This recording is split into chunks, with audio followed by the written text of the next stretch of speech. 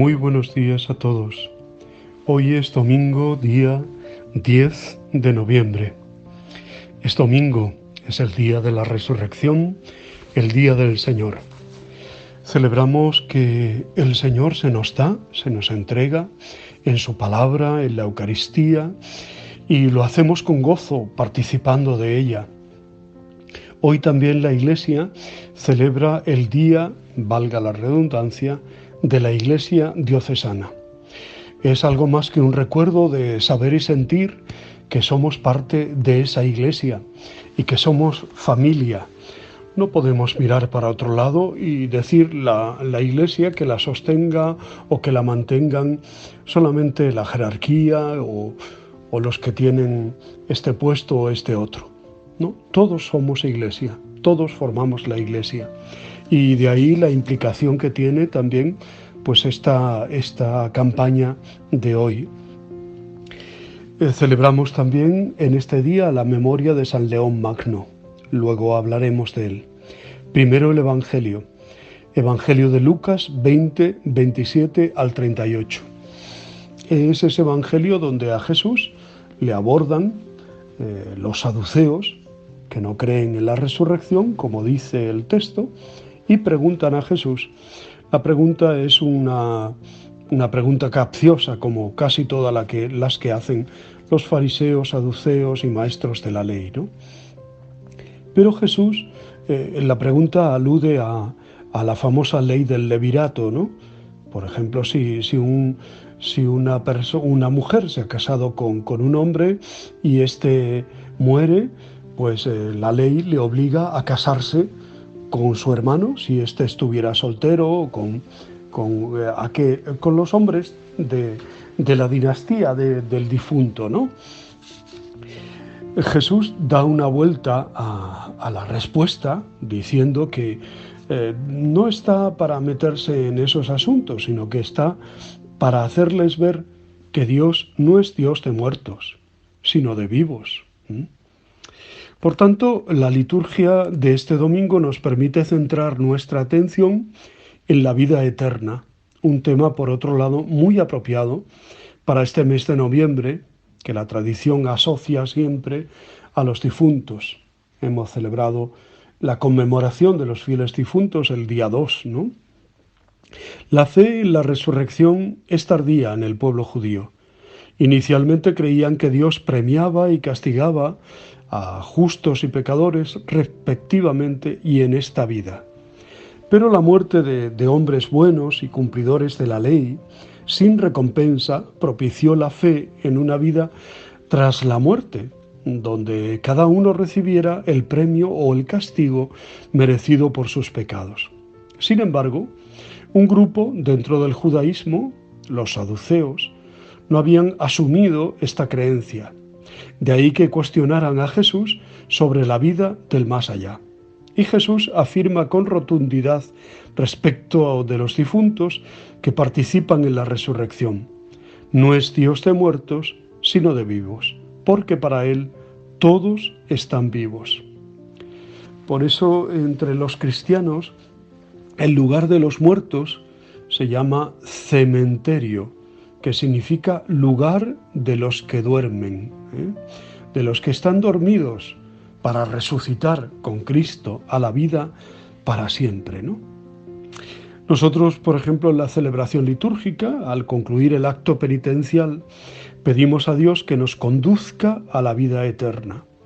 Y las plegarias eucarísticas piden que seamos admitidos en la asamblea de los santos apóstoles y mártires, como hace la plegaria eucarística 1, o que merezcamos compartir la vida eterna, plegaria eucarística 2, que gocemos todos juntos de la plenitud eterna de tu gloria, la 3, que nos reunamos todos tus hijos en la heredad de tu reino, la 4.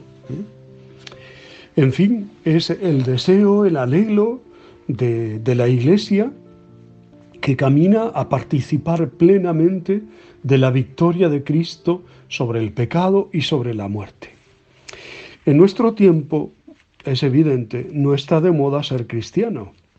Hay quien vive su fe en secreto y de alguna manera sin manifestar en público sus creencias. Sigue siendo necesario que Dios dé fuerza para toda clase de palabras y de obras buenas, ¿no? La Eucaristía es el memorial de la muerte de Cristo. Actualizamos sacramentalmente la pasión de Cristo, ¿no? Para que nosotros seamos partícipes de la salvación que la muerte de Cristo nos otorgó, de la alianza entre Dios y los hombres, establecida por Cristo con sus brazos extendidos en la cruz, ¿no? Una afirmación, por tanto, de confianza, de esperanza, ¿sí? Creer en la resurrección que nos espera desde la confianza de los pequeños, que lo esperan todo de sus padres, y desde la esperanza de los pobres, que confían que Dios nos ama a pesar de las dificultades de la vida, a menudo tan dura. Una vida en la que se ha experimentado la felicidad del amor que se da a los demás, siguiendo la propuesta de Dios de amarle y amar al prójimo.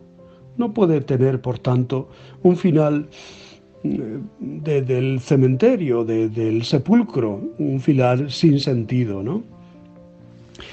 La palabra de Dios nos invita a creer y apostar por la resurrección, ¿no? Como San Pedro, que le dice al Señor: Señor, ¿a quién vamos a acudir? Tú tienes palabras de vida eterna. Nosotros creemos y sabemos que tú eres el Santo de Dios.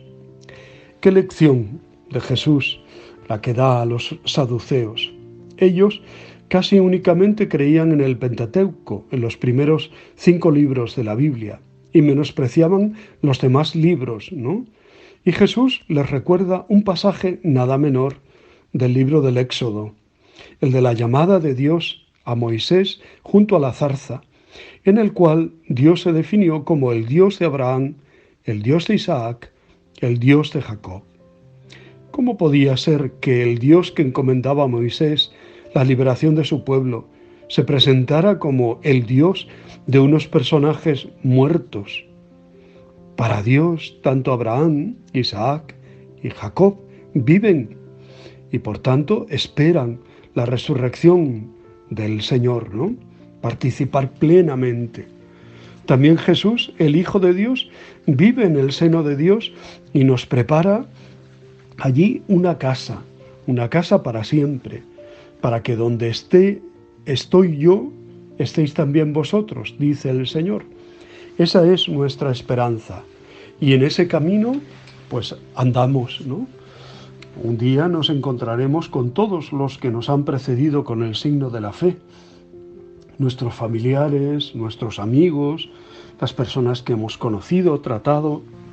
Esa es, ya digo, nuestra esperanza.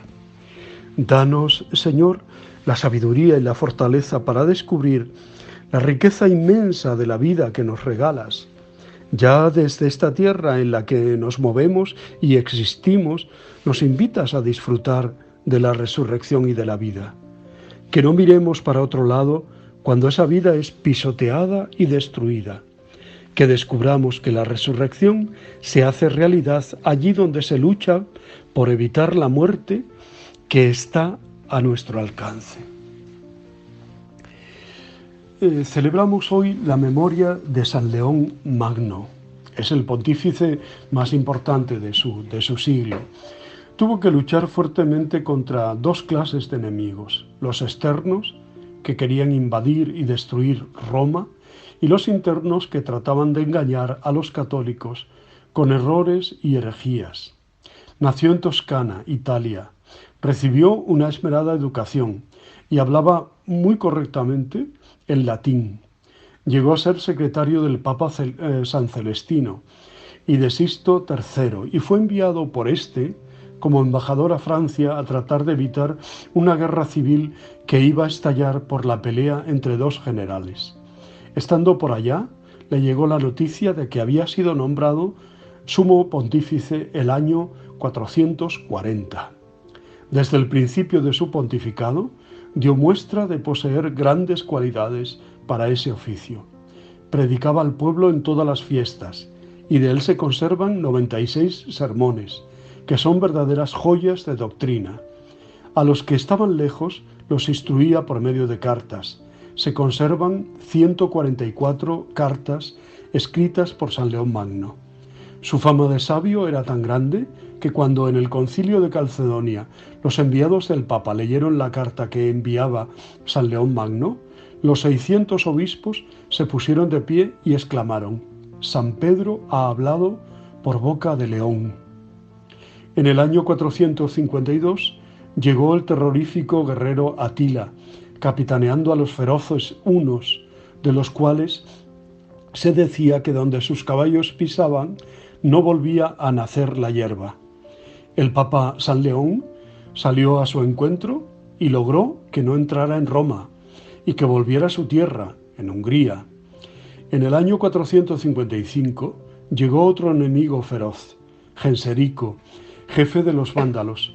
Con este no logró San León que no entrara en Roma a saquearla, pero sí obtuvo que no incendiara la ciudad ni matara a sus habitantes. Roma quedó más empobrecida, pero se volvió más espiritual. San León tuvo que enfrentarse en los 21 años de su pontificado a tremendos enemigos externos que trataron de destruir la ciudad de Roma y a peligrosos enemigos interiores que con sus herejías querían engañar a los católicos. Pero su inmensa confianza en Dios lo hizo salir triunfante de tan grandes peligros. Las gentes de Roma sentían por él una gran veneración. Y desde entonces los obispos de todos los países empezaron a considerar que el Papa era el obispo más importante del mundo. Una frase suya de un sermón de Navidad se ha hecho muy famosa. Dice así: «Reconoce, oh cristiano, tu dignidad. El Hijo de Dios se vino del cielo para salvar tu alma». Pues damos gracias a Dios por la vida y el testimonio de San León Magno. Os deseo muy buen día, os abrazo y os bendigo en el nombre del Padre, del Hijo y del Espíritu Santo. Os quiero.